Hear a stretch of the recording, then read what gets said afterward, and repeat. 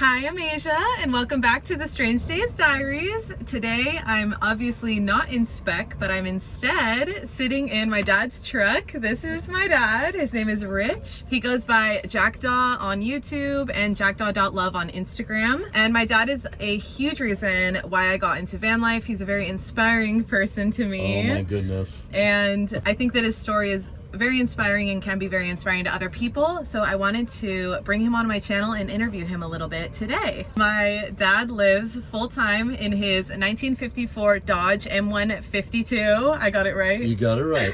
And he is a unique nomad in the fact that he travels out of a vintage old military truck. I find it very cool and inspiring, so I wanted to talk to him a little bit about it and let you guys get to know him a little bit. Nice. So my first question is going to be for anyone who doesn't know you or has never heard of you before. Who are you and what do you travel out of? Okay, well, my name is Richard Villacres, as Asia said. I'm her dad. I've been a professional photographer for going on 40 years now. And for the last 6 years, I have been doing this gifting where I do portraits for free for families in homeless shelters. So no more commercial advertising photography.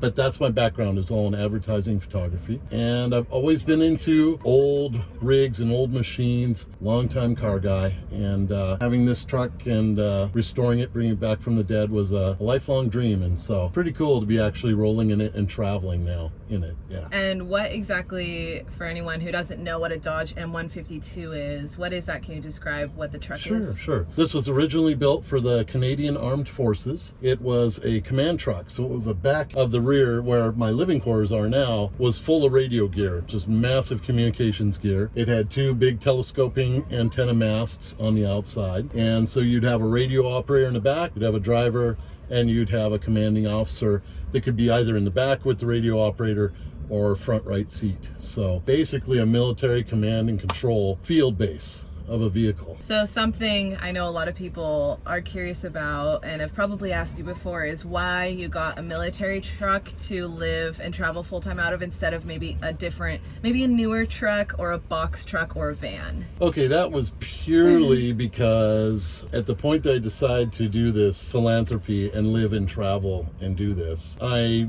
was, gosh, let's see, I was like 55 at that time, I think. Or no, 53. And I figured I was going to be doing this for the rest of my, as far as I could tell, life. Certainly the rest of my hardcore working years. Mm-hmm. And if I was going to live in a rig full time, I wanted it to be something I was passionate about. Just purely because, okay, if I'm no longer going to have a home, I'm not going to have any of the luxuries, then damned if I'm not going to be rolling in something that really does it for me. That just really style-wise, I'm like, yeah, okay, that's how I want to wrap things up, you know? Yeah, that's cool. Well, I love it. It's such a cool truck.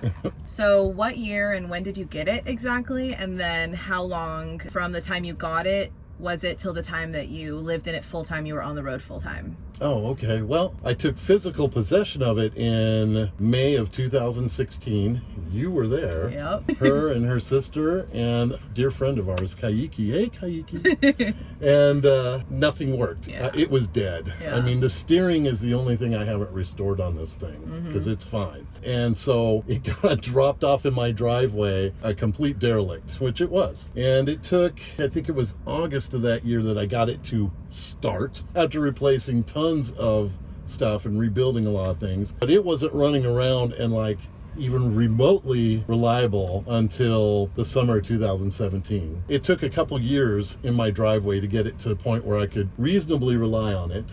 And so from May of 2016 to when I left my job, left my home, everything, and I was full-time in this, that was July 30th of 2018. So a little over 2 years it took to build the interior, to restore everything mechanically to a point where I felt reasonably like I could trust it to go out on the road. And do you know how many breakdowns you've had since 2018? Have you had any significant breakdowns since then?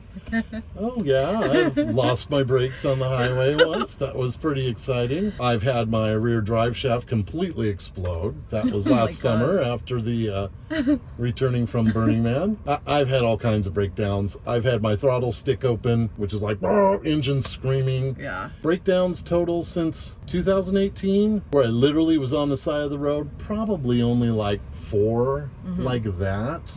And amazingly, I've been able to limp along from each one. Good. To where I could stop and fix it. It's always been stuff I could fix. So that's lucky. Because I'm the one that got it all working again, so I know everything that's going on in there. And that's, you have to be a mechanic to run something like this, because it doesn't matter how much you restore, it's going to break down. It was never engineered to be an over-the-road vehicle, you know. Yeah. It was meant to run around a theater of operations, a small area, not hit the road for thousands of miles through Baja and what have you. Yeah. Yeah. So you mentioned you have to be a mechanic to own and run something like this full time. Do you think that that's the case for someone maybe who wants to live and travel? I'm sure you've met people who think like, wow, they see the vehicle and they're like, I could buy a military truck like this or a vintage vehicle and travel in it full time and live in it like you. What would you recommend for someone who is maybe seeing this video and thinks that? Yeah, I get that comment a lot, because so many people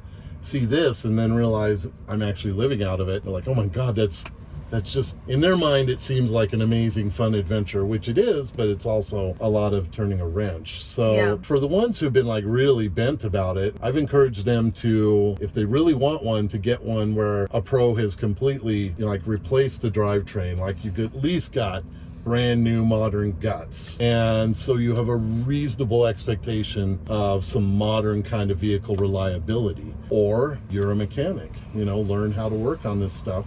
Which, the interesting thing is, it's not complicated. It's really simple. It's a primitive vehicle mechanically.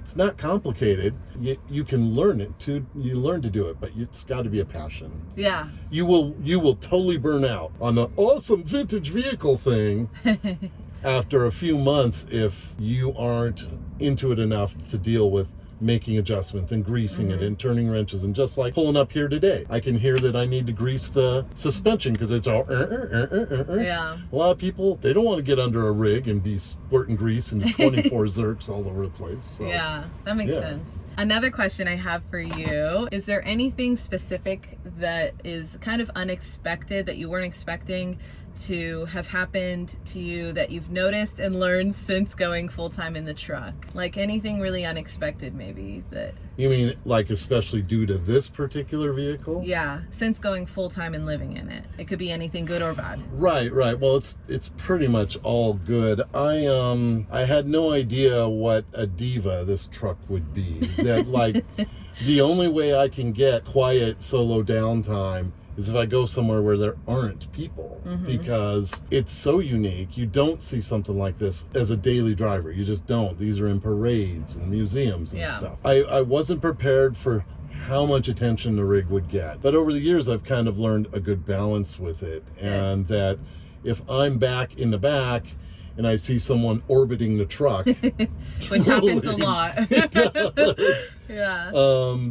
I don't just break from what I'm doing, They're going to have to make a move and talk to me. Yeah. And then I'll happily answer their questions or what have you.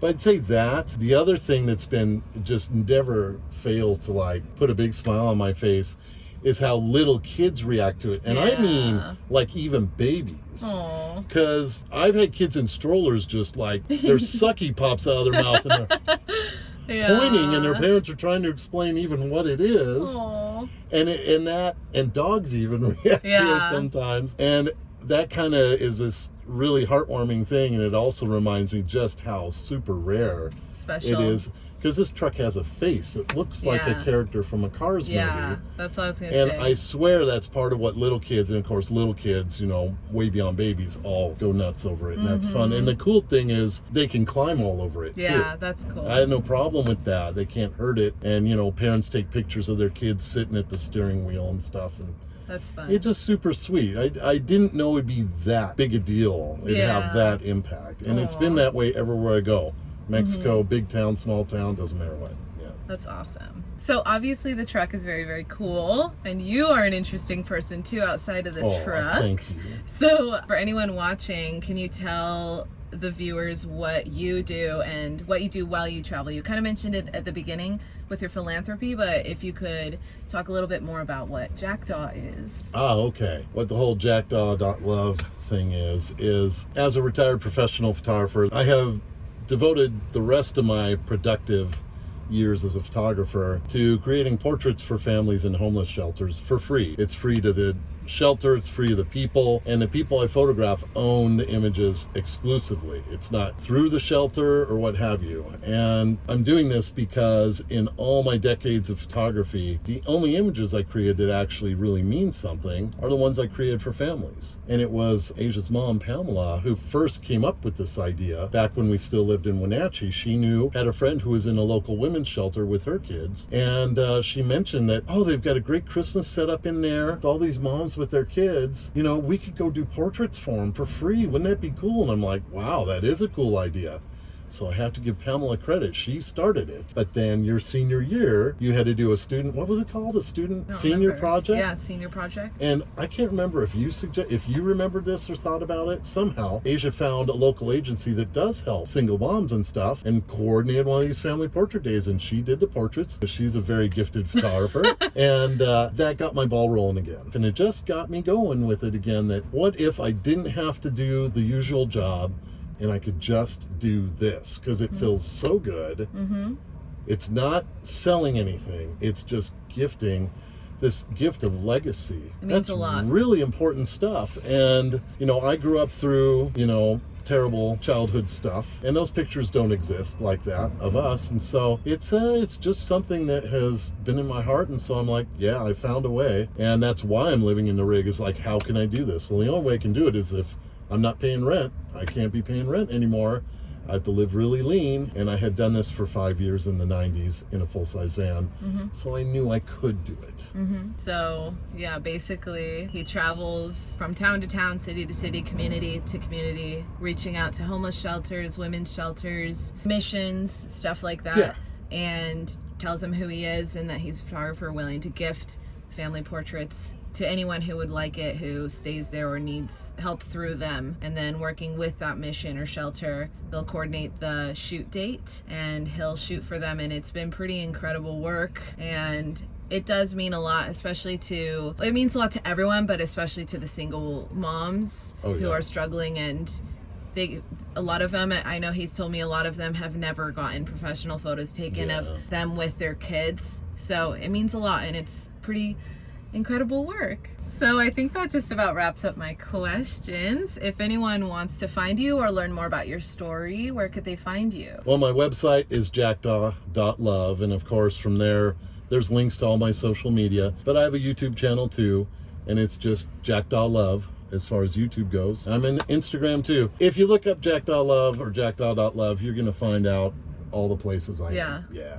Well, thank you so much for coming on the channel. Oh, it was fun. And thank you for watching. Feel free and comment below any questions you might have for him or me. Sure. And don't forget to subscribe, like the video, and I will see you next time. Peace. Yeah, I might have bloopers at the end. Be like, You would. Just don't look bored. That was pretty good, right? look good to me. Okay, wait for a trolley to go by. Oh, they're bumping. I'm gonna check, make sure it's still filming. Yes, it is. Oh man, that was so Yeah.